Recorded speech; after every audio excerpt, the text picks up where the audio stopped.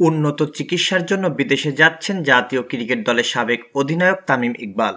গত ২৪ March Dhaka premier লিগে মাঠে নামার আগে হার্ট অ্যাটাক হয় তার।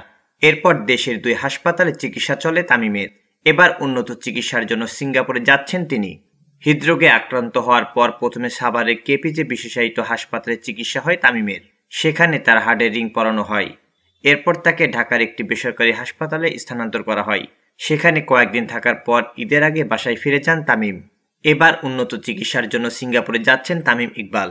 শুরুতে থাইল্যান্ড যাওয়ার কথা থাকলেও পরিবারের সিদ্ধান্তে গন্তব্য বদলে গেছে। এরই মধ্যে তামিমের সিঙ্গাপুরের ভিসা ও বিমানের টিকিট চূড়ান্ত করা হয়েছে বলে জানা গেছে। পারিবারিক সূত্র জানিয়েছে, আগামী ৭ এপ্রিল সিঙ্গাপুরের একজন অভিজ্ঞ হৃদরোগ বিশেষজ্ঞের সঙ্গে দেখা করবেন তামিম ইকবাল। সেখানে পরামর্শ নেওয়ার পাশাপাশি পুরো শরীরের পূর্ণাঙ্গ স্বাস্থ্য পরীক্ষাও করাবেন তিনি। তামিমের বর্তমান শারীরিক অবস্থা নিয়ে ঢাকায় যে বেসরকারি হাসপাতালে চিকিৎসায় ছিলেন তিনি, সেই হাসপাতালের মেডিকেল বোর্ড প্রধান অধ্যাপক শাহাবুদ্দিন তালুকদার জানিয়েছেন, ক্রিকেটে তিনি ফিরবেন কিনা সেটা ৩-৪ মাস পর আমাদের কার্ডিয়াক টিম ও ফিজিওরা তামিমের অবস্থা পর্যবেক্ষণ করে সিদ্ধান্ত নেবেন।